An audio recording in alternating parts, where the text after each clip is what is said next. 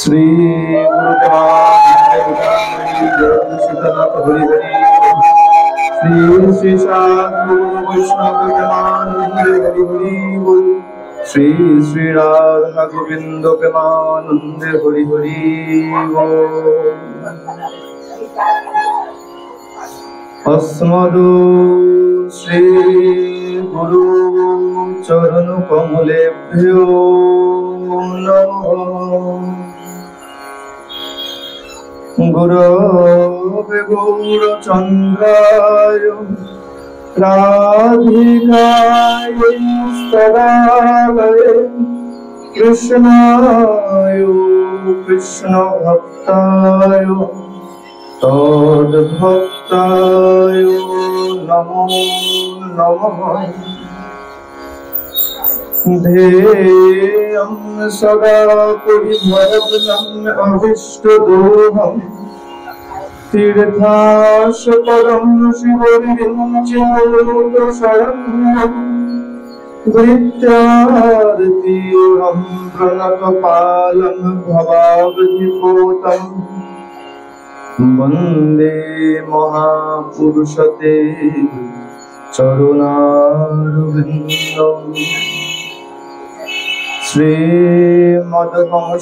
श्रीमद्हंससमारम्भम् शनकादिकमध्यमम् अस्मदाचार्यपर्यन्ताम् वन्दे गुरुपरम्पराम् ध्यानमूलं गुरुमूर्ति पूजमूलं गुरुं पदो मन्त्रमूलं गुरुर्वाक्यो मोक्षमूलं गुरुकृपा वन्दे अहं श्रीगुरु श्रीयुतपदकमलं श्रीगुरूणो वैष्णवांश्च श्रीरूपं शक्रयातं सहगणरघुनाथान्वितं तं सजीवम् साद्वैतं सवधूतं परिजनसहितं श्रीकृष्णचैतन्यचन्द्रदेवं श्रीराधाकृष्णपादं सहगण ललिता श्री विशाखानितांश्च वन्दे वृन्दावन गुरुं कृष्णं कमललोचनं वल्लभी वल्लभं देवं राधालिङ्गितो ग्रहम् श्री राधे मेरो स्वामिनी मैं श्री राधे तेरो दास जन्म जन्म मोहे दीजियो तेरो चरणन निवास बरसने के श्री राधिका नंद गाओ के श्याम इनको चरण में करूं मैं कोटि कोटि प्रणाम नमो वृंदाय तुलसी देव्यै प्रियाय केशवस्य च विष्णु भक्ति प्रदे देवी सत्यवत्यै नमो नमः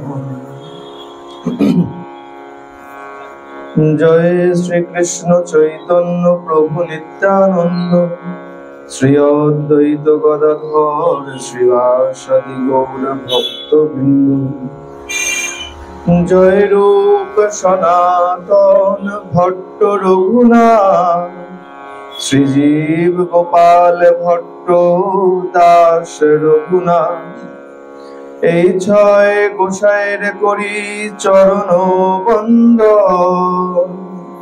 যাহা হইতে বিঘ্ন নাশ অভীষ্ট পূরণ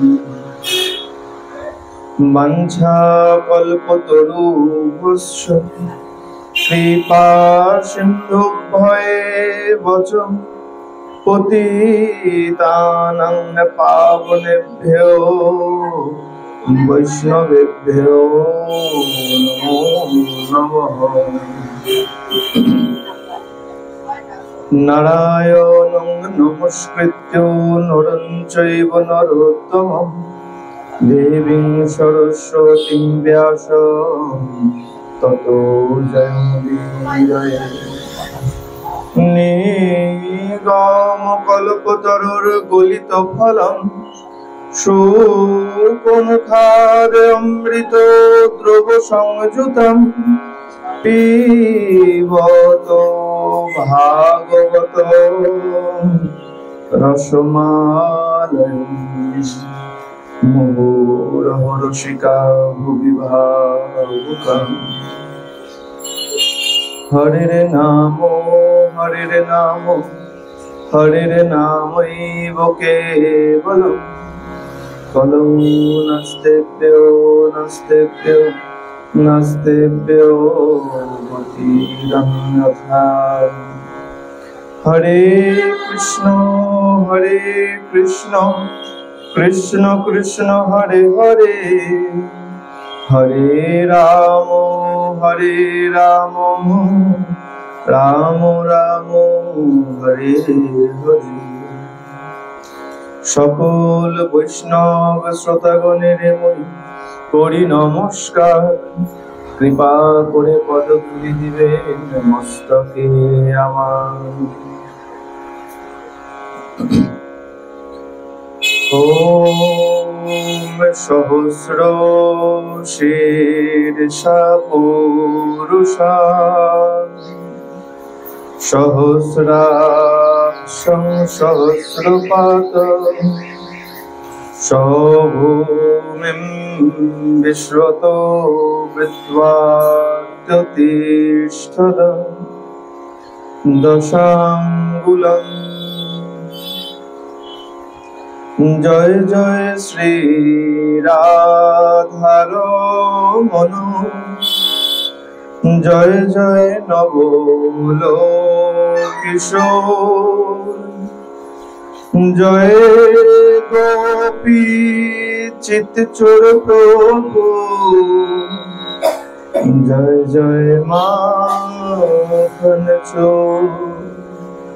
बोलिए भक्त वत्सल भगवान की भागवत भगवान की राधा माधव की निताई गौर भगवान की। प्रेम से बोलो।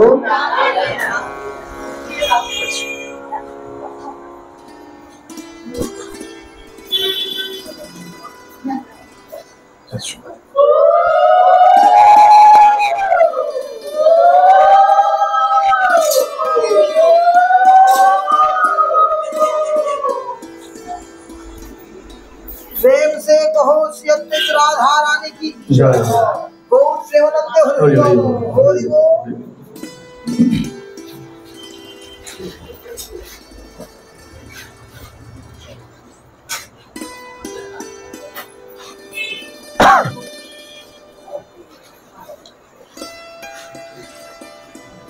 ঈশ্বর ঈশ্বর পরমেশ্বর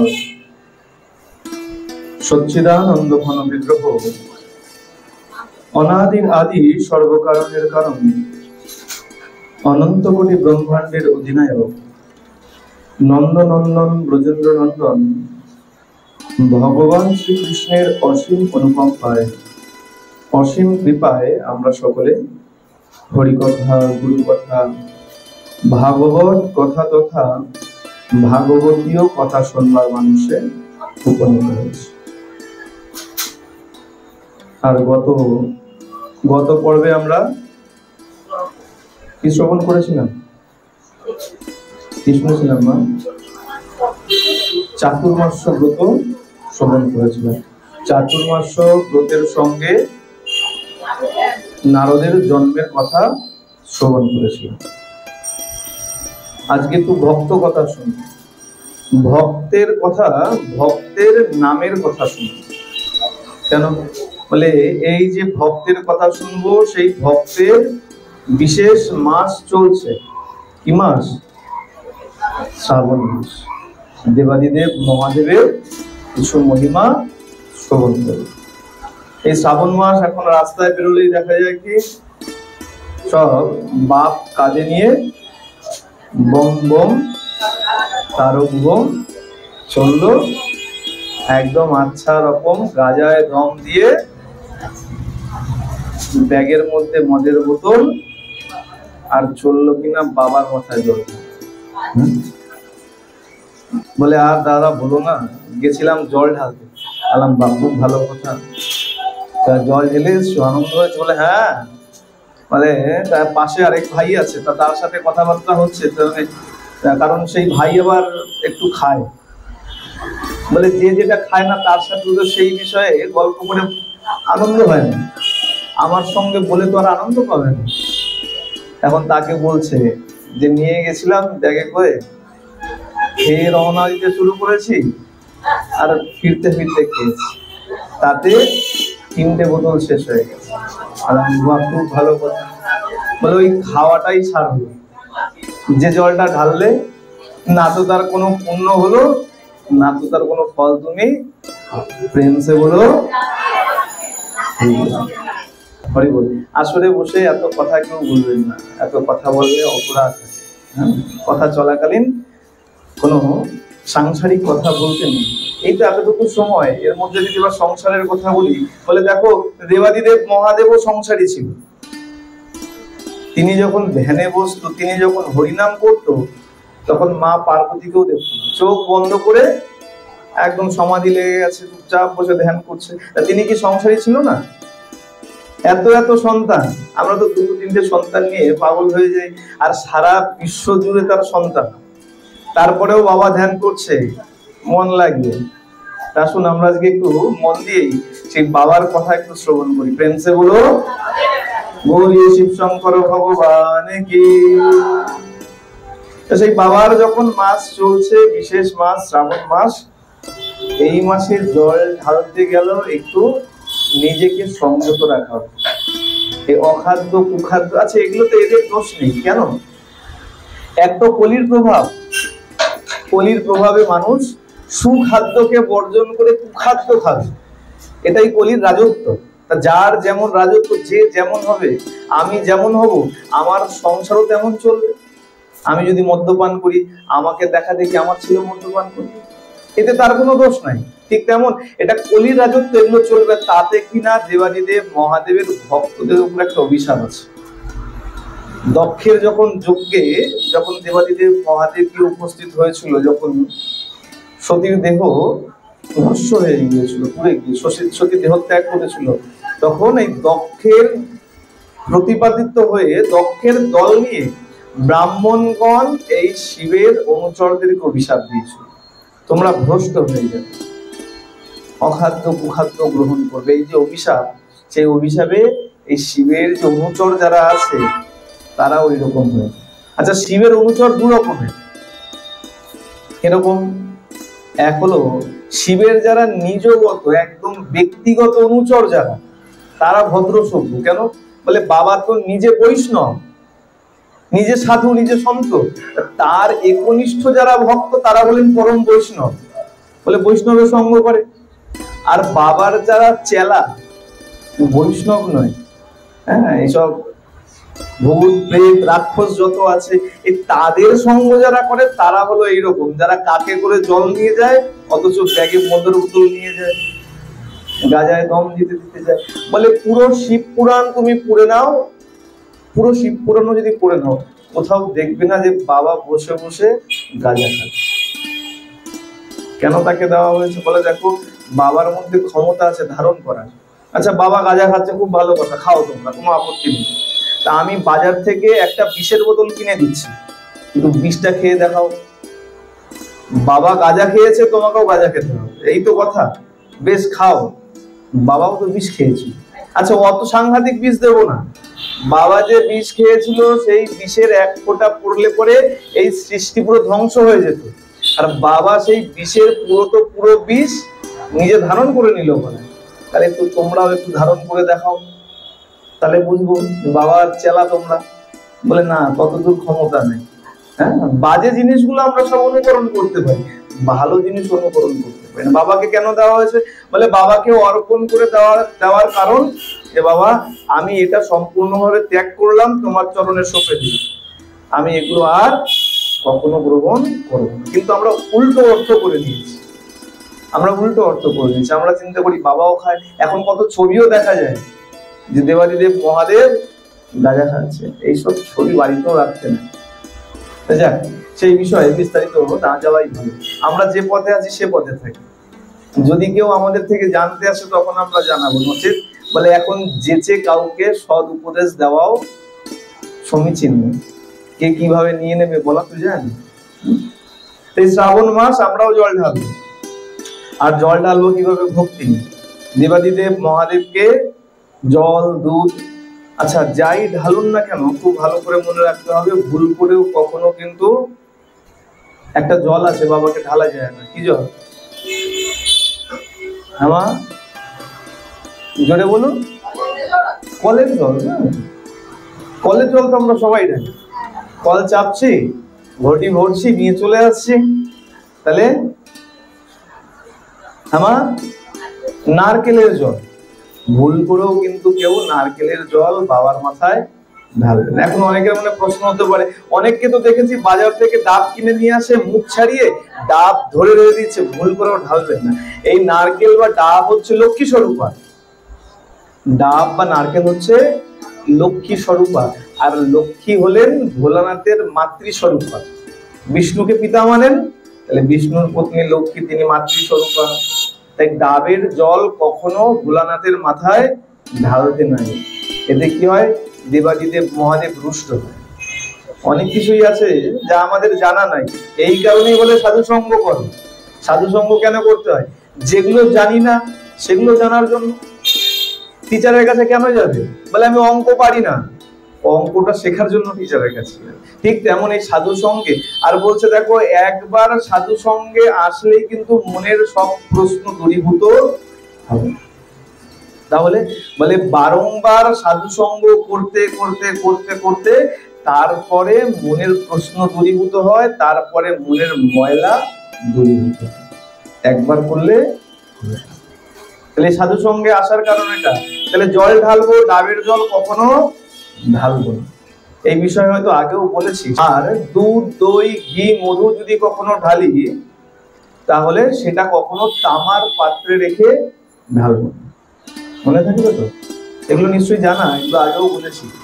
তামার পাত্রে কখনো দুধ, দই, ঘি, মধু রেখে অভিষেক করাতে নেই। কোনো দেবতাকেই নয়, শুধু মহাদেবকে নয়, কোনো দেবতাকে অভিষেক করাতে নেই। শুধু এতটুকু নয়, বাড়িতে এই তামার পাত্রে দুধ, দই, ঘি, মধু রেখে নিজেদের কখনো সেবনও করি। প্রেমসে বলো, আরো জোরে, সবাই মিলে একসঙ্গে প্রেমসে বলো। বলে দেখো, যে যত জোরে বলবে না, এটা কি দেখবে এতে আনন্দ হয়, তাই তো? আনন্দ হলে কি হয়? আমাদের সব ইন্দ্রিয়গুলো সচল হয়ে যায়। দেখবেন একদল আছে একটু বয়স হয়ে গেলে সকালবেলা মাঠে গিয়ে হাত তোলে, আবার হাত নামায়, বলে কেন করে? মনে আনন্দ যাওয়া। মন যদি তোমার চাঙ্গা থাকে, তোমার সারা দেহ ফিট থাকে। আর বলে ওইসব আনন্দ করে কি লাভ? যদি এই আনন্দ করলে গোবিন্দকেও আনন্দ দেওয়া যায়, এক ঢিলে যদি দুই পাখি মারা যায়, তাহলে আমি রাধা নাম নিয়েই জয় দেবো। প্রেমসে বলো।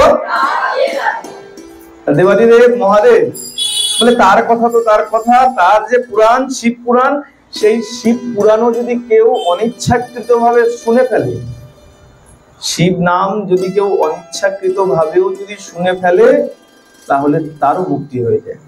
চিন্তা করুন কত বড় বৈষ্ণব। বলে বৈষ্ণবের সঙ্গ করা দূরের কথা, যদি বৈষ্ণবের স্পর্শ পেয়ে যাও, স্পর্শ ছেড়ে দাও, যদি বৈষ্ণবের গায়ে যে বাতাস লেগেছে সেই বাতাসও যদি তোমার গায়ে লেগে যায়, তাহলে তুমিও তোমার মধ্যে বৈষ্ণবতার জাগরণ হবে। বৈষ্ণবের কত বড় মহিমা। আর ইনি হলেন বৈষ্ণবের মধ্যে শ্রেষ্ঠ, বৈষ্ণবানাং যথা সন্ধি। বৈষ্ণবদের মধ্যে প্রধান বলা হচ্ছে সন্ধি। এখন আমাদের মধ্যে একটুখানি বাদ বিতণ্ডা হয় বৈষ্ণবদের মধ্যে আর শিব অনুচরদের মধ্যে। কেউ বলে না আমার ভগবান শ্রেষ্ঠ, আমার ভগবানের থেকে সবকিছু সৃষ্টি হয়েছে। আর শিব অনুচর বলবে না না, শিব পুরাণ করে দেখবেন দেবাদিদেব মহাদেবের থেকেই এই বিশ্বের সব সৃষ্টি হয়েছে। এখন দুটোর মধ্যে তো দ্বন্দ্ব রয়েছে। আমরা বলছি মহাদেবের থেকে নয়, গোবিন্দের থেকে, বিষ্ণুর থেকে, আর তারা বলছে বিষ্ণুর থেকে নয়, শিবের থেকে। জানতে হবে যে আদৌ এই শিব আর বিষ্ণু আদৌ কে? এই শিব আর বিষ্ণু কিন্তু আলাদা কেউ না। তাহলে বলে দুজনেই এক। ব্রহ্ম সংহিতাতে খুব সুন্দর বলা হচ্ছে, ব্রহ্ম সংহিতার 45 নম্বর শ্লোকে বলা হচ্ছে, শ্রীরং যথা গতি বিকার বিশেষ যোগা সঞ্জায়তে নাহি ততো পৃথগস্তি হেতু ইয়ো সম্ভূতামপি তথা সমুপৈতি কার্যা গোবিন্দম মে আদি পুরুষম তমহং ভজামি। বলছে দেখো এই শিব বিষ্ণু নিয়ে এত দ্বন্দ্ব করবে না, এই নিয়ে এত তর্ক বচসা করবে না। কেন? বলে দুধ দেখেছো তো, দুধ থেকে যে মন্থন করে যে দই তৈরি করা হয়, দুধ থেকে তৈরি হলো দই। আচ্ছা, দুধ থেকে দই তৈরি করা যায়, যদি তোমাকে আমি দই দিয়ে দিই, তুমি কি দুধ বানিয়ে দিতে পারবে? সম্ভব? ঠিক তেমন দুধ থেকে দই হতে পারে, দুধ নিজে দই হয়ে যেতে পারে, কিন্তু দই কিন্তু কখনো দুধে পরিণত হতে। ঠিক তেমন আমার প্রাণ গোবিন্দ নিজের কোনো কার্য, বিশেষ কার্যের জন্য, সমুপৈতি কার্যা, কোনো বিশেষ কার্য সম্পাদনের জন্য তিনি দুধ থেকে দই হয়ে গেছে, অর্থাৎ তিনি শিবে পরিণত হয়ে গেছে। আচ্ছা, শিব হয়েছে কেন? তারও কারণ আছে। তিনি শিব হয়ে গেছেন, শিব চাইলে পরে কিন্তু গোবিন্দ হতে পারে না, গোবিন্দ চাইলে শিব হতে পারে। গোবিন্দ চাইলে শিব হতে পারে, কিন্তু শিব চাইলে গোবিন্দ হতে, এতটুকুই পার্থক্য। এর মধ্যে কোনো পার্থক্য, দুজনেই নিরাকার, দুজনেই সাকার। নারায়ণের শালগ্রাম শিলা পুজো করছি, দেবাদিদেবের মহাদেবের শিলা লিঙ্গের পূজা করছি, তাই তো? তা এই দুজনকে নিয়ে কখনো ভেদাভেদ রাখতে নেই। তাহলে শিব কেন হয়েছেন? বলে দেখো এই গোবিন্দের যে বহিরঙ্গা শক্তি, তিনি হলেন আমাদের যোগমায়া, যাকে আমরা বলি মহামায়া। এই জগৎবাসী যারা গোবিন্দের ভজনা করে না, তারা মায়ার মধ্যে ভ্রমিত হয়, তাদের কাছে ইনি হলেন মহামায়া। আর যারা বৈষ্ণব, যারা গোবিন্দের ভজনা করে, তাদের কাছে যোগমায়া। কেন? তিনি গোবিন্দের সঙ্গে আমাদের যোগাযোগ করিয়ে দেয়, তাই তাকে বলা হয় যোগমায়া। একই ব্যক্তি না, এক জায়গায় যোগমায়া, এক জায়গায় মহামায়া। তাহলে ইনি হলেন গোবিন্দের বহিরঙ্গা শক্তি, বাইরের শক্তি। গোবিন্দ এনার সঙ্গে সরাসরি সম্পর্ক রাখেন। তাহলে সম্পর্ক তো রাখতে হবে, কিভাবে সম্পর্ক রাখবেন? তাই কি করলেন? তিনি শিব হয়ে গেলেন। শিব হয়ে কি করলেন? সম্পর্ক স্থাপন করলেন। এই কারণে শিবের পত্নী মহামায়া আমাদের মাতা কালী, এই কারণেই তিনি শিব হয়েছেন, এই যোগাযোগ সম্পর্ক স্থাপন করার জন্য। আর বিশেষ বিশেষ কার্য আছে। তাহলে এই বিষয় নিয়ে কখনো মনে দ্বন্দ্ব রাখবেন না, কারোর সঙ্গে কখনো বাদ বিতণ্ডা তর্কের মধ্যে যাবেন। যারা জানে না তারা এই বিষয় নিয়ে বাদ বিতণ্ডা করবে, অনেক তর্কের খাতির রাখবে, কিন্তু আপনার সেই বিষয়ে না যাওয়াই। যত তর্ক করবেন তত আপনার মধ্যে বাজে বুদ্ধির উদ্রেক হবে, এক কথা বলতে গিয়ে আরেকটা বাজে কথা আসবে। সুতরাং কোনো দরকার নেই। বেশ, তুমি বলেছো শিব সর্বেশ্বর, তাই মেনে নিলাম, চল। কারণ আমরা জানি শিব আর বিষ্ণুর মধ্যে কোনো পার্থক্য। এই শিব পুরাণ, দেবাদিদেব মহাদেবের যত কথা আছে, আমরা আগেও শুনেছিলাম এক চোরের কথা, মনে আছে তো? চোরের কথা মনে আছে? এক চোর, দেবাদিদেব মহাদেব কত ভোলা, এক চোর একবার চুরি করতে বেরিয়েছে, মনে আছে নিশ্চয়ই, জানি না কারণ মনে আছে কিনা। অনেক রাত হয়ে গেছে, চুরি করতে বেরিয়েছে, আজকে আর চুরির কোনো সাধন হচ্ছে না, চুরি করতে পারছে না। কেন? বলে এত রাত হয়েছে, তাও যেখানেই যাই দেখতে পাচ্ছি কোনো না কোনো বাড়িতে কেউ না কেউ জেগে আছে, আর কেউ নেই তো কোথাও কুকুর ডাকছে, ঘরে ঢুকতে পারছে না, চুরি করবো কি?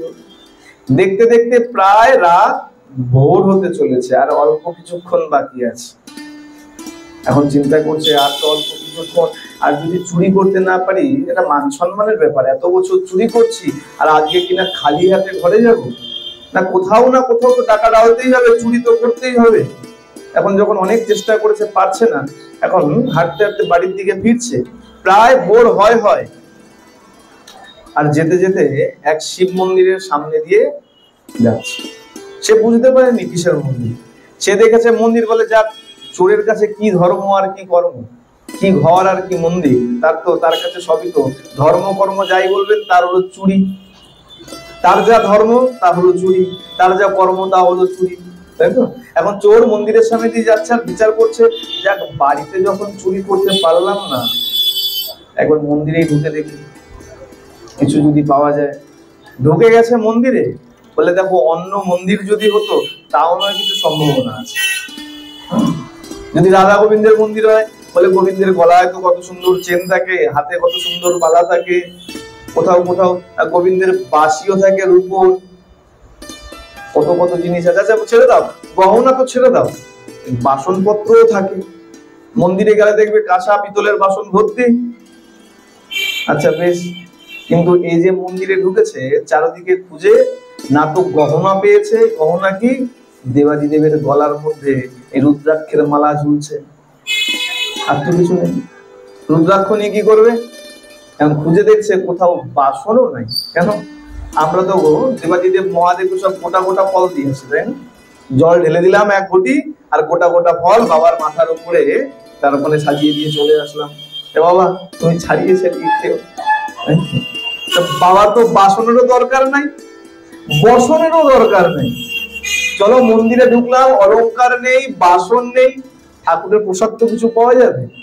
আর এই যে এমন ভগবান, না তো বাসন আছে না তো বসন আছে। চোর ভাবলো, ধুর, ঢুকলাম এমন এক মন্দিরে ঢুকলাম, না তো কোনো অলংকার আছে, না তো বাসন আছে, না তো বসন আছে। মনে দুঃখ হয়েছে, কোথাও তো চুরি করতে পারলাম না, মন্দিরে আসলাম তাও পারলাম না, আজকের দিনটাই আমার মাটি হয়ে গেল।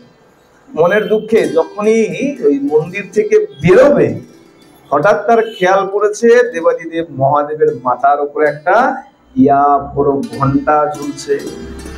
এখানেও ঘন্টা আছে। এটাকে বলে ঘন্টা। যেটা হাতে বাজায় সেটা ঘন্টা নয়, কিন্তু সেটাকে কি বলে? ঘন্টি। এটা হলো ঘন্টা। হ্যাঁ, এর মধ্যেও ভেদ আছে, বলে আমরা খালি বলে দেই, তাই না? এটা হলো ঘন্টা, হাতে যেটা বাজাই সেটা হলো ঘন্টি। এখন হঠাৎ করে তার দৃষ্টি গেছে, বড়, বলে, বাবা দেখো, এত বড় পিতলের ঘন্টা রয়েছে, বিক্রি করলে যাই হোক কিছু না কিছু পয়সা তো আসবে। বলে, বেশ। এবার মনে আনন্দ হয়েছে। যখন দেখবেন মানুষ একদম নিরাশ হয়ে যায়, তারপরে যদি ক্ষুদ্র একটু আশা দেখে, সেটাকেই অনেক বড় করে দেখে। হয়তো সোনার লকেট, সোনার চেন চুরি করতো, এখন দেখছি কিছুই যখন পাচ্ছি না, এই ঘন্টাটা পেলেও কিছু না কিছু তো হবে, মান সম্মান তো বাঁচবে, যে এতদিন ধরে চুরি করছে আর আজকে কিনা চুরি করতে পারলাম না, মান সম্মান তো বাঁচবে। আচ্ছা, বেশ, কিন্তু ঘন্টা যেখানে লাগানো আছে এতটাই উঁচু, না তো হাতে পাওয়া যাচ্ছে, না তো মন্দিরে কোথাও কোনো ব্যবস্থা আছে। ময়ূর পাচ্ছেন যে মই দিয়ে উঠে গিয়ে ঘন্টা নামাবে। এখন কি করেছে? ভোর ভোর তো হচ্ছে, শেষ রাত, সবাই একদম জাগিয়ে ঘুমাচ্ছে, কেউ তো কোথাও নাই। বিচার করেছে, বেশ, কে আর দেখতে আসছে, চলো একদম উঠে যাই। তার মাথার উপরে কি করেছে? একদম শটান দিয়ে দেবাদিদেবের একদম মাথার উপরে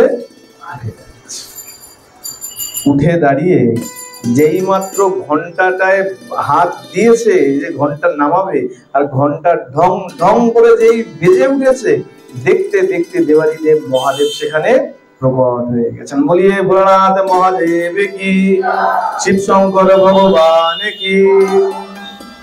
আর যেই প্রকট হয়ে গেছে, প্রকট হয়ে বলছেন, বরং মহি, বরং মহি, বরচাও, বরচাও, বরচাও। আর যেই বলেছে বরচাও, বরচাও, সেই জটা জুটো মহাদেবকে দেখে চোর তো এখন ভয় থরথর থরথর করে কাঁপছে। না জানি দেবাদিদেব মহাদেব, তার হাতে তো রয়েছে ত্রিশূল, ত্রিশূল দিয়ে না জানি এখনই আমার এই ভঙ্গলীলা সাঙ্গ করে দেয়। চরণে পড়ে গেছে, প্রভু রক্ষা করো, ক্ষমা করো, ক্ষমা করো, আমার এই ভুল আর কখনো হবে না, আমি এই ভুল আর কখনো করবো না, এই অপরাধ আর কখনো করবো না। বলে, আরে এত ভয় পেয়েছিস কেন, ঘাবড়াচ্ছিস কেন, বরচা, তুই কি বরচাস? সে হঠাৎ একটু থতমত হয়ে গেছে। সে কি, প্রভু কি বলে? এত বড় অপরাধ করলাম আর প্রভু বলছে বরচা? প্রভু এই আমাকে ক্ষমা করে দিয়েছো? বলে আরে হ্যাঁ, তুই যে কার্য করেছিস এমন কার্য আজ পর্যন্ত কেউ করে না। কি কাজ? বলে দেখ, সে চোরও তো বুঝতে পারছে না, সে তো মূর্খ। বলে পড়াশোনা জানলে তো চুরি করে না। বলছে বাবা আমি এমন কি করলাম যে কার্য এই দুনিয়ায় এর আগে কেউ কখনো করে নাই?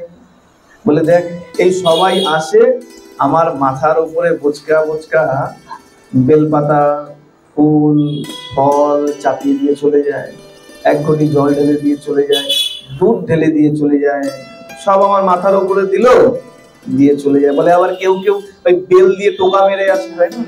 আছে না? শিবরাত্রির সময় আছে, প্রতি মাসেই শিবরাত্রি আসে, এই শ্রাবণ মাসের শিবরাত্রিরও বিশেষ মহিমা আছে। কেউ কেউ তো টোকাও মেরে দিয়ে আসে। বাবা বলছে সবাই তো ফুল, জল, ফল দিয়ে চলে যায়, আমার মাথার উপরে অর্পণ করে দেয়, তোমাকে অর্পণ করে না। আর তুই কিনা নিজেকেই আমার উপরে অর্পণ করে দিয়েছিস। সবাই তো মাথার উপরে অর্পণ করে। আর দেখুন কত বড় ভোলা, ওই চোর বাবার ঘাড়ে চেপেছে ঘন্টা চুরি করবে বলে, আর বাবা বিচার করে নিয়েছে ও নিজেকে বাবার উপরে অর্পণ করে। এই কার্য কেউ কোনোদিন করেনি, সবাই ফুল ফল দেয়, আর তুই কিনা নিজেকেই আমার উপরে অর্পণ করে দিয়েছিস। আমি তাই এত তুষ্ট হয়েছি, বল তোর কি বলছে? এই যে এত ভোলা, এই কারণেই তার আরেক নাম ভোলানাথ। আর এত তাড়াতাড়ি তুষ্ট হয়ে যায়, তাই তার আরেক নাম হয়ে গেল আশুতোষ। বলি আশুতোষ ভগবান কি। এ তো গেল খুব ভালো দেবাদিদেব মহাদেবের, স্বয়ং মহাদেবের মহিমা। বলে মহাদেবের নামের কেমন মহিমা দেখে নাও। নামের কেমন মহিমা। এক গ্রামে এক ব্রাহ্মণ বাস করত, নাম তার দেবরাজ। ধর্মপরায়ণ, অত্যন্ত ধনশালী, প্রচুর টাকা পয়সা রয়েছে, প্রভাব প্রতিপত্তি প্রচুর, পিতার অনেক সম্পত্তি রয়েছে, নিজেরও অনেক সম্পত্তি করেছে। কিন্তু বলে দেখো, এই সময় আর ভাগ্য দৈব কখন কিভাবে ঘুরে যাবে কেউ বলতে পারে। আজকে যাকে দেখে মনে হচ্ছে ভিখারি, কালকে যে কোটিপতি হতে পারবে না এমন কোনো নিশ্চয়তা নেই।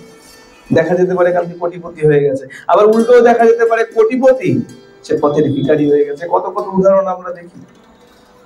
সে দেবরাজ, তার অনেক সম্পত্তি, আর চারোদিকে সবাই জানে এই দেবরাজের অগাধ সম্পত্তি, অনেক সম্পত্তি রয়েছে। আর ওই গ্রামেই এক বেশ্যা বাস করত, তার নাম, তার কি নামটা সঠিক মনে নেই, নামটা মনে নেই, নাম যদি মনে পড়ে বলে দেবো। তা সেই বেশ্যা সেই গ্রামে থাকতো, আর গ্রামে তার কেমন প্রভাব ছিল, সেই বেশ্যারও প্রভাব ছিল। কেমন?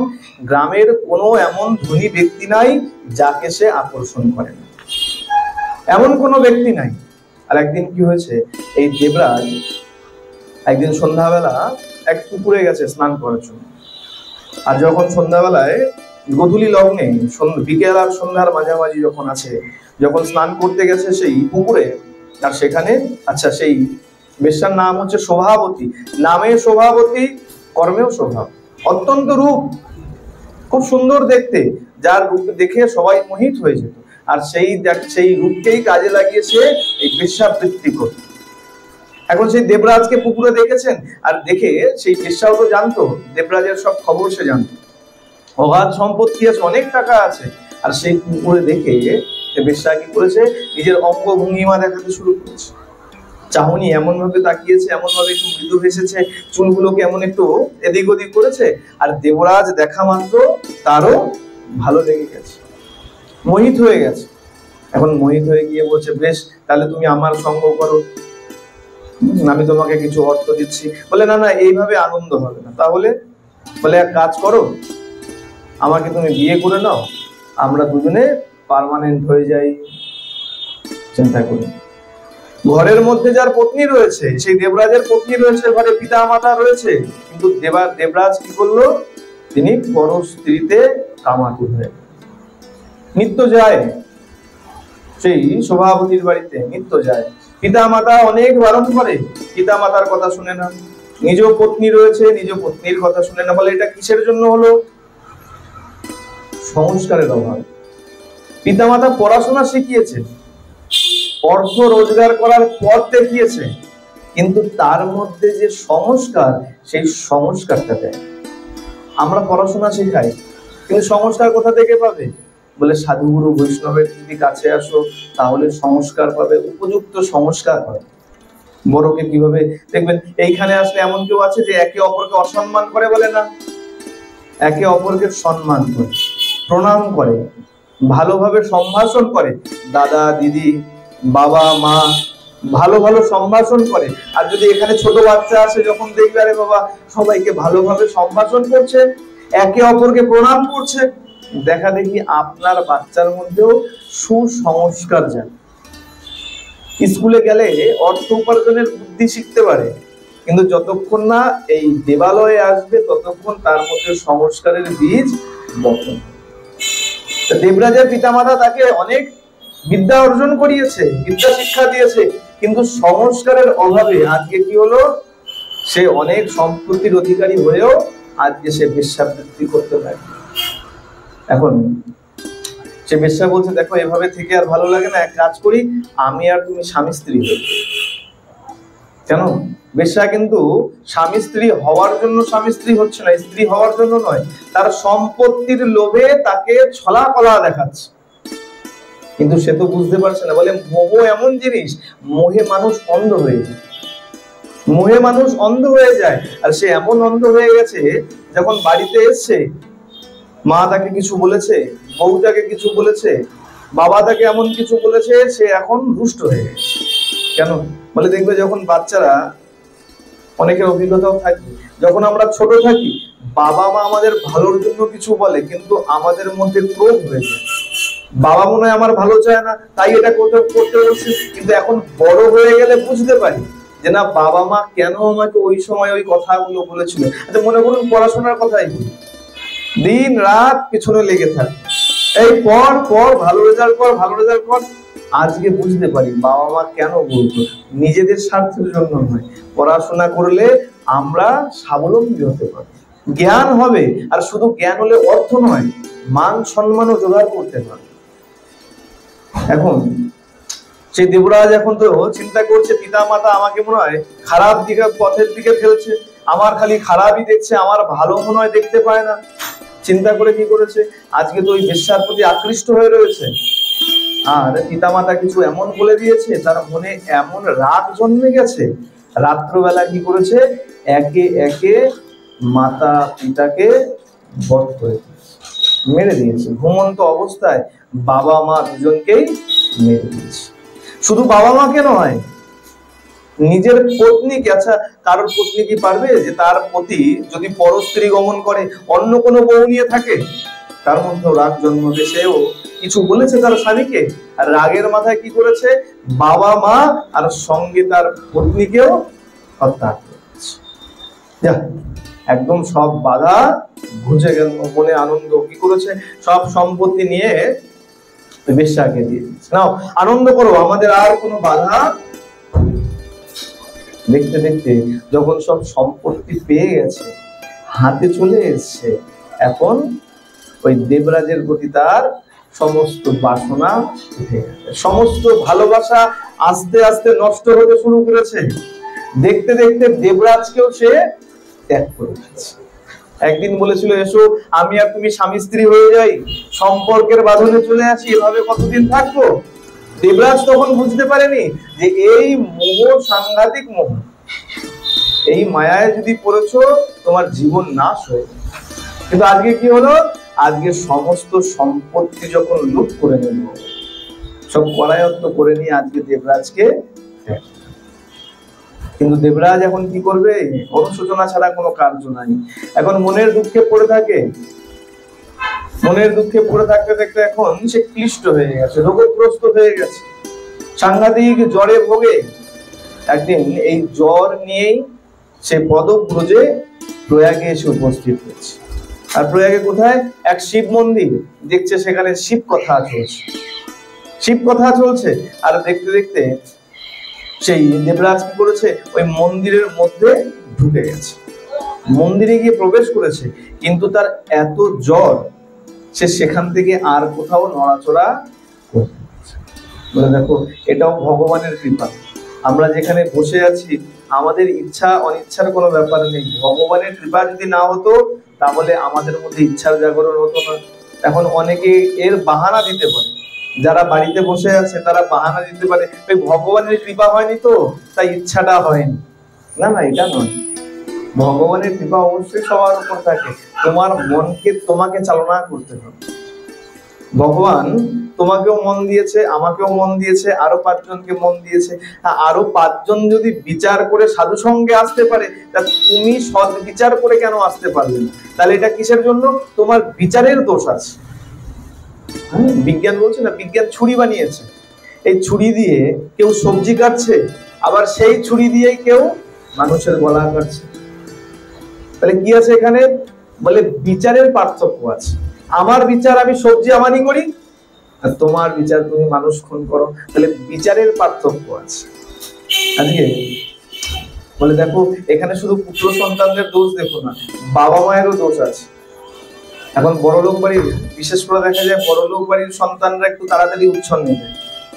হ্যাঁ, একটু বড় হলো কি হলো না, এই ক্লাস 7-8 হলো কি হলো না, ছেলেরা তো একটা বড় ফোন দিয়ে দিল, বাইক কিনে দিল। ছেলে কোথায় যাচ্ছে, কি করছে, বাবা মা কোনো কিছু বিচার করে।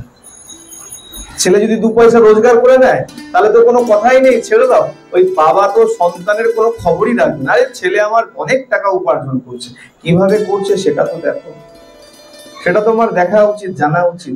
বাবা মায়েরও উচিত আছে ছেলে কোথায় চাকরি করে, কি উপার্জন করছে না করছে, তোমারও উচিত সেগুলোকে খোঁজ খবর রাখা।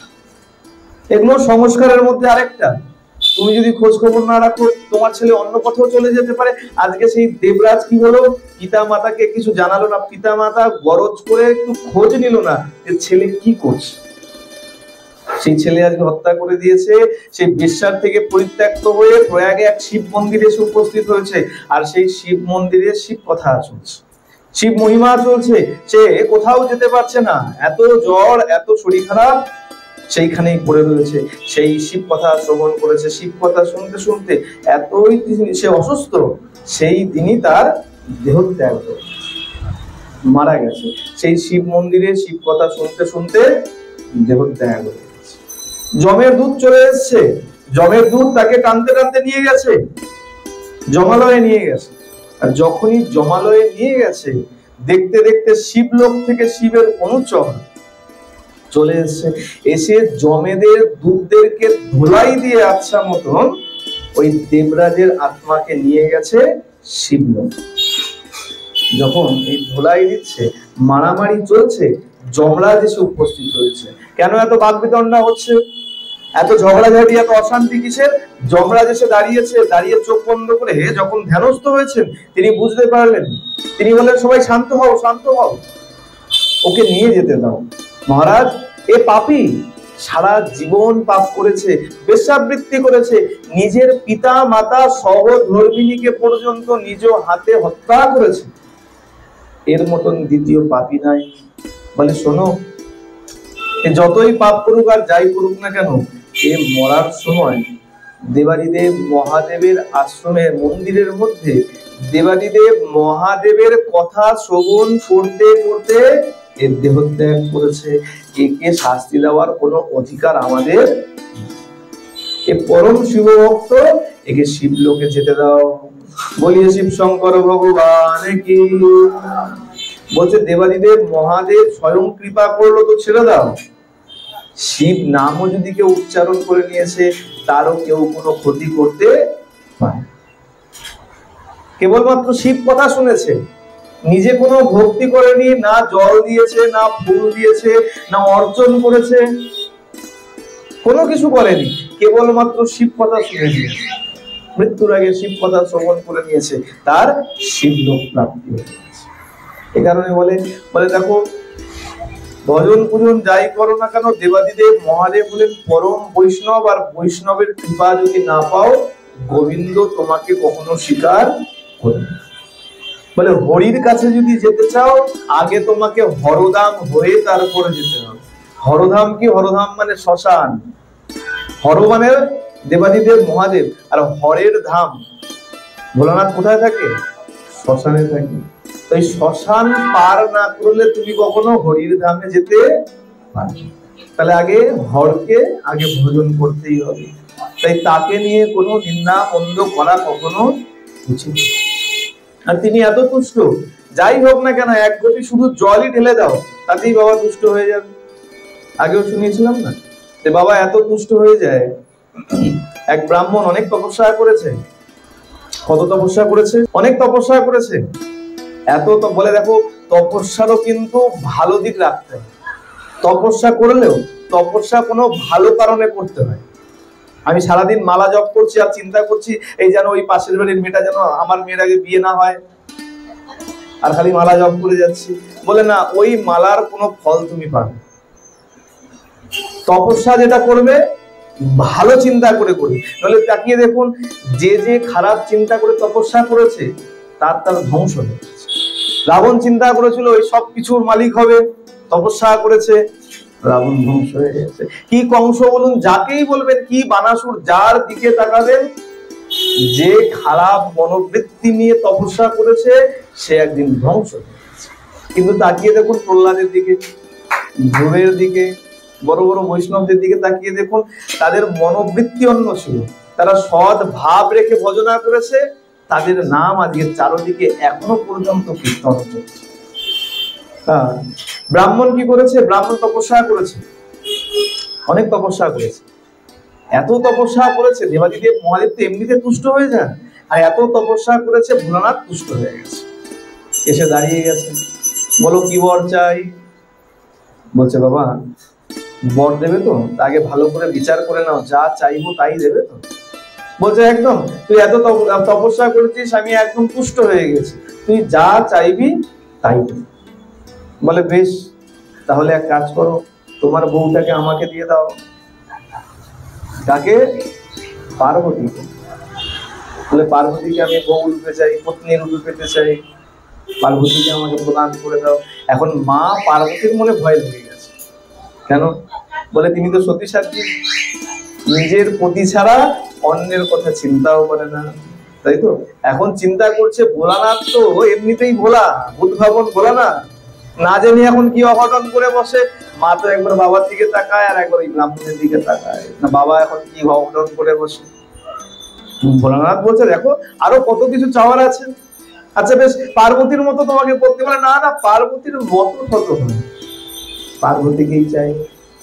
মা বললো দেখো অন্য কিছু না, অন্য কোনো বর্ণ। বলে দেখো প্রভু, দেওয়ার হলে দাও, না হলে বলে দাও, আমি আরো কঠোর তপস্যা করবো, কিন্তু বর আমার ওইটাই চাই।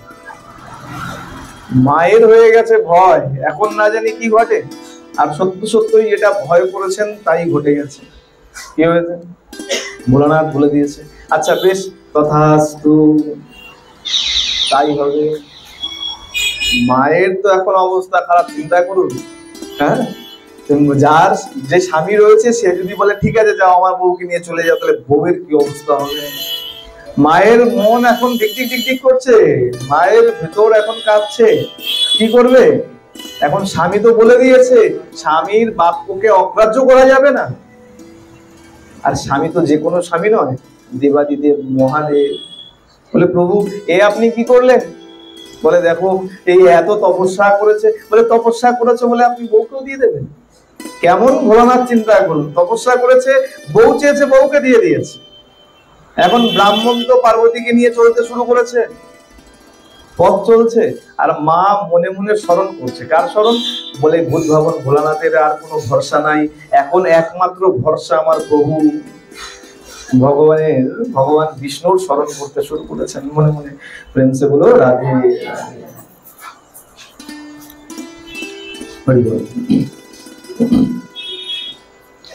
এখন মা পার্বতী ব্রাহ্মণের সঙ্গে যাচ্ছে আর মনে মনে কেবলমাত্র নারায়ণের স্মরণ করছে, প্রভু তুমি কিছু একটা বিহিত করো, আমাকে উদ্ধার করো, আমাকে উদ্ধার করো। এ ভোলানাথ তো আমাকে দান করে দিয়েছে।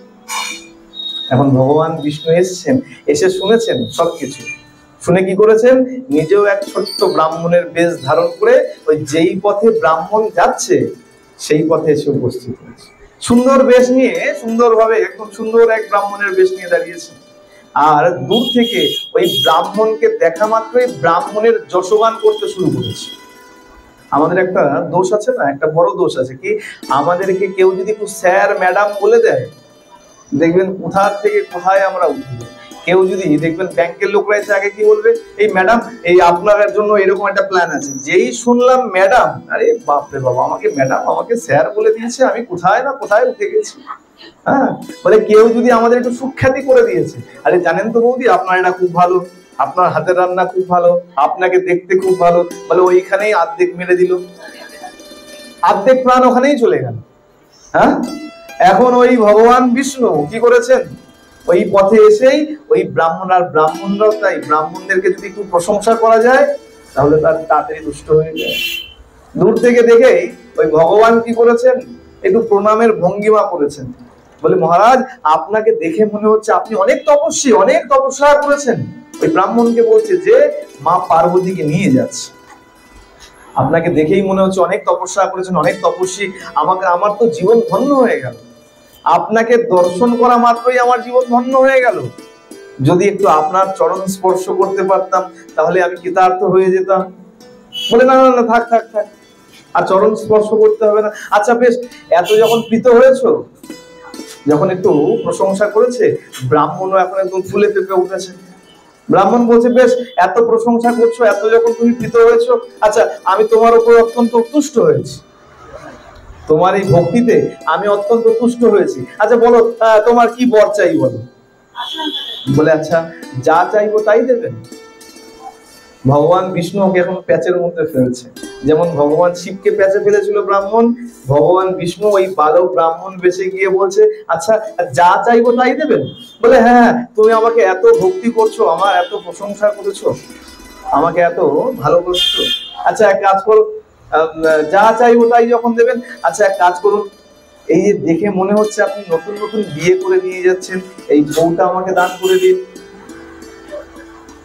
আগে তো প্রতিশ্রুতি দিয়ে নিয়েছে, হ্যাঁ যা চাইবো, বলে প্রশংসা এমন করেছে, বলে দিয়েছে যা চাইবো তাই। ব্রাহ্মণ তো দেখছে না, প্রতিশ্রুতি দিয়ে দিয়েছি, এখনকার কথা তো নয়, আগেকার দিনে প্রতিশ্রুতির দাম ছিল, যদি কথা দিয়ে দিয়েছি। সাক্ষী গোপালের কথা শুনেছি তো আমরা, ভগবান প্রতিশ্রুতি দিয়েছিলেন, এসে সাক্ষী দিয়েছিলেন। ব্রাহ্মণ চিন্তা করছে প্রতিশ্রুতি যখন দিয়ে দিয়েছি কিছু করার নেই, বলে নাও আমি বিয়ে করে নিয়ে এসেছিলাম, তুমি নিয়ে চলে যাও। কি করলেন, মা পার্বতীকে বিষ্ণুর হাতে অর্পণ করে। ভগবান বিষ্ণু কি করলেন, মা পার্বতীকে নিয়ে গিয়ে দেবাদিদেবের হাতে তুলে দিলেন। ভোলানাথ এতটাই তুষ্ট হয়ে যান, বলে সামান্য কিছু দিলে পরেই ভোলানাথ তুষ্ট হয়ে। তাই এই শ্রাবণ মাস, আরো যখন এই শ্রাবণ মাস চলছে, বিশেষ মাস, এই মাসে আমাদেরকেও ভোলানাথের ভজন পূজন করা দরকার। কেন, বলে আমরাও জল ঢালবো, আর ভোলানাথ যদি তুষ্ট হয়ে যায় আমরাও চাইবো, কি চাইবো না, আমাদেরকে একটু কৃষ্ণ ধন দেন। তিনি তো পরম বৈষ্ণব, তার কাছেই তো কৃষ্ণ ধন গচ্ছিত, বলে বৈষ্ণবের হৃদয়ে সদাই গোবিন্দের বিশ্রাম। তার হৃদয়ের মধ্যে তো গোবিন্দ বিরাজিত রয়েছে, তাকে যদি তুষ্ট করা যায় তাহলে গোবিন্দকে অনায়াসেই লাভ করা সম্ভব। बोलिए शिव शंकर भगवान की, प्रेम से बोलो। তা সেই দেবাদিদেব মহাদেবের যারা যেমন ভাবে পারবেন, এখানেও মহাদেব রয়েছেন, যদি রোজ হয় তো রোজ, নইলে নিয়ম করে যার যে কদিন সম্ভব ভোলানাথের মাথায় জল ঢালবেন, আর যেমন সামর্থ্য তেমন ভোগ নিবেদন করবেন। তবে একটা জিনিস মনে রাখবেন, প্রথম যেটা বলে দিলাম যে তামার পাত্রে করে দুধ দই ঘি মধু ঢালবেন না। আর বেলপাতা যখন দেবেন, মহাদেবের মাথায় যখন বেলপাতা অর্পণ করবেন, যেটা মসৃণ দিক, যেটা সোজা থাকে, যেটা মসৃণ তেলতেলে, মানে শিরা যে দিকটায় নেই, মসৃণ দিক যেটা উপরের দিকে থাকে, সেই দিকটা দেবাদিদেব দেবের মাথার উপরে দিতে হয়। আর এই যে বেলপাতার তিনটে পাতার যে গোড়াটা, বৃন্ত যেটাকে বলা হয়, যেটাকে বোটা বলা হয়, এখানে নেই তাহলে দেখিয়ে দিতাম, গোড়ায় মানে তিনটে পাতা যেই বোটার সঙ্গে যুক্ত থাকে, ওই বোটার একদম গোড়াটা যেটা গাছের সাথে যুক্ত থাকে, একটু মোটা থাকে, ওই মোটা অংশটাকে ভেঙে তারপরে কিন্তু দেবাদিদেবের মাথায় অর্পণ করবে। খালি পুণ্য অর্জন করতে গিয়ে পাপ করবেন না, এটা অনেকে জানে না। অনেকে কি অধিকাংশই জানে না এটা দিলে কি হয়, বলে পুণ্য হয় না পাপ হয়। এটা দিলে কি হয়, শিব পুরাণে বলা আছে যদি ওই বোটার সমেত যদি তুমি দেবাদিদেবের মাথায় অর্পণ করো, ওই বোটার আঘাত দেবাদিদেবের কাছে বজ্রাঘাতের সমান মনে হয়। মহাদেব বজ্রের আঘাত মেনে নেন। সুতরাং ওই বেলপাতার যে গোড়ার যে মোটা অংশ, সেই অংশটিকে ভেঙে তারপরে বেলপাতা অর্পণ করবে। আর অনেক জায়গাতে দেখা যায়, কখনো কারোর সাথে তর্ক করতে যাবে না, অনেক জায়গায় দেখা যায় বড় বড় শিব মন্দিরে সেখানে তুলসী পাতা অর্পণ করে। যারা বৈষ্ণব আছেন, দেখুন কার মতে কি আছে সেগুলো আমাদের বিচার করার দায়িত্ব নেই। ভগবান আমাদেরকে বিচার করার জন্য রাখেনি, ভগবান বলেছেন তুমি আমার সেবা করো। আমরা যারা বৈষ্ণব আছি তারা কখনো ভুল করে দেবাদিদেবের মাথার উপরে তুলসী পাতা অর্পণ করবেন, কখনো ভুল করে তুলসী পাতা দেবেন না। বেলপাতা দেবেন, যে ধুত্রা ফুল আছে, ধুত্রা ফল আছে, আকন্দ ফুল আছে, নীলকণ্ঠ ফুল আছে, এইসব ফুল অর্পণ করবেন, কিন্তু ভুল করে কখনো তুলসী পাতা দেবেন। আর বলেন দেবাদিদেব মহাদেবের উপর যে নৈবেদ্য দেওয়া হয়, যে ভোগ নিবেদন করা হয়, যদি সেখানে নারায়ণ, বিষ্ণু, গোবিন্দ, রাম, নৃসিংহদেব এই তত্ত্বের কোনো এক বিগ্রহের যদি উপস্থিত থাকে, কারো একজনেরও যদি উপস্থিতি থাকে, তাহলে আপনি সেই প্রসাদ গ্রহণ করতে পারেন। আর একমাত্র জ্যোতির্লিঙ্গ যেগুলো আছে, দ্বাদশ জ্যোতির্লিঙ্গ আছে, সেইখানে যে প্রসাদ ভোগ লাগানো হয় সেই প্রসাদ একমাত্র আপনি নিতে পারেন, তাছাড়া বাকি কোনো শিব মন্দিরের প্রসাদ নেওয়া চলে। মনে করুন এখানে ভোলানাথ আছে, আমার রাধা গোবিন্দ নেই, জগন্নাথ দেব নেই, তাহলে এইখানেও যদি কোনো ভোগ লাগে সেই প্রসাদ আপনি নিতে পারেন। শুধু আমরা নয়, বৈষ্ণব বলে নয়, মায়ের অভিশাপ আছে, যদি সেই প্রসাদ খেয়ে নেন তাহলে আপনাকে কুকুর জনিতে, শ্বান জনিতে আপনাকে জন্মগ্রহণ করতে হবে। তাহলে যেখানে কৃষ্ণ তত্ত্ব, সেটা যেই হোক, বিষ্ণু হোক, নারায়ণ হোক, নৃসিংহদেব হোক, আমাদের রামচন্দ্র হোক, ভগবান, তার কোনো এক বিগ্রহের উপস্থিত থাকলে পরে তাহলেই সেই প্রসাদ গ্রহণ করতে হবে, নচেত সেই প্রসাদও গ্রহণ করতে হবে। আসুন, না না না, কৃষ্ণ তত্ত্ব, কৃষ্ণ তত্ত্ব ভালো করে শুনবেন, মনে রাখবেন, ভোলানাথের সাথে কৃষ্ণ তত্ত্বের কোনো বিগ্রহ থাকবে। কৃষ্ণ মানে রামচন্দ্র হতে পারে, নৃসিংহদেব হতে পারে, নারায়ণ, বিষ্ণু হতে পারে, মা কালী কৃষ্ণ তত্ত্বের মধ্যে নয়। তাহলে এগুলো মনে রাখতে হবে। কারণ কি, এখানে আমাদের রাস্তায় এখন অনেক জায়গায় দেখা যায় শিব মন্দির আছে না, সেই প্রসাদ দূর থেকে প্রণাম করবেন, যে না ঠিক আছে প্রণাম, সেই প্রসাদ গ্রহণ করবেন। হ্যাঁ হ্যাঁ, তামার সাথে, তামায় যদি দুধ, দই, ঘি, মধু এসব রাখেন তাহলে বিষক্রিয়া হয়।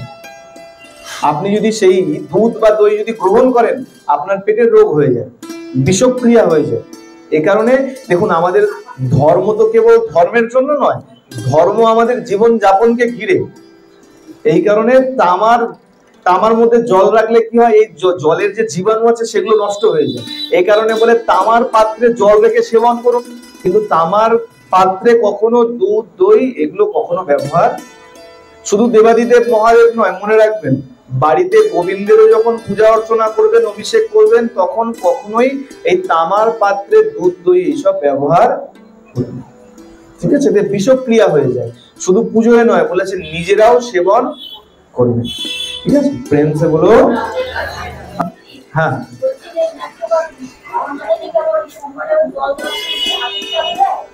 হ্যাঁ অক্ষত দেওয়া যায়, হ্যাঁ হ্যাঁ, আতপ চাল দান করা যায়। আতপ চাল অনেক সময় দেখবেন চন্দন লেপন করে বাবাকে খুব সুন্দর করে চাল দিয়ে সাজিয়ে দেয় মাথাটা, দেখবেন অনেক জায়গায় দেখা যায় মাথার উপরে চন্দন দিয়ে খুব লেপন দিয়ে তার উপরে আতপ চাল খুব সুন্দর করে লাগিয়ে সাজিয়ে আতপ চাল দেওয়া।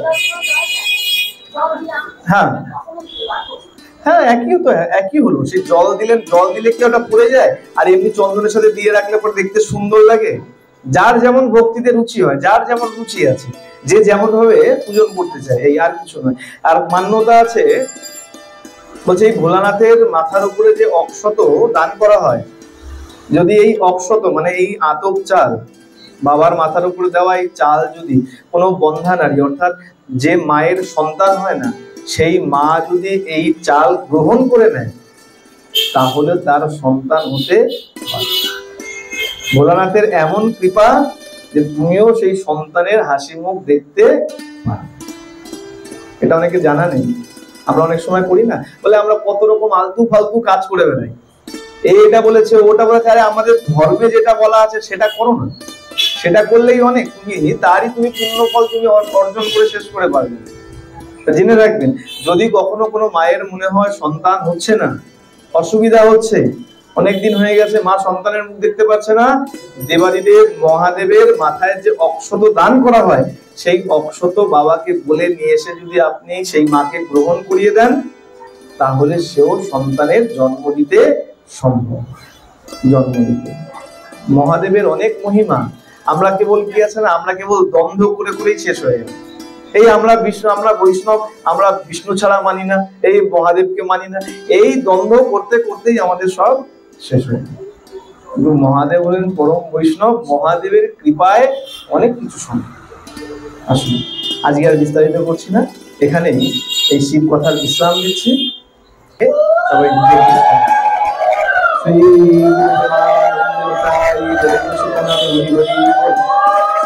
শ্রী সনাতন গুরু বৈষ্ণব প্রেমানন্দে হরি হরি বল। শ্রী শ্রী রাধা গোবিন্দ প্রেমানন্দে হরি হরি বল। ভক্ত বৎসল ভগবান কি, রাধা মাধব কি, জগন্নাথ দেব কি, বলভদ্র কি, সুভদ্রা মহারানী কি, সুদর্শন চক্র কি, ভোলানাথ কি, দেবাদিদেব মহাদেব কি, যোগমায়া কি, অনন্ত কোটি সাধুগুরু বৈষ্ণব কি, আপন আপন গুরু মহারাজ কি, হরিনাম সংকীর্তন কি, খোল করতাল কি, আজকের আনন্দ কি, আপন আপন পিতা মাতা কি, পিতাই গৌর সীতানাথ হরি হরি বল। হরি হরি বল, হরি হরি বল। প্রেম সে বলো, আরো জোরে প্রেম সে বলো।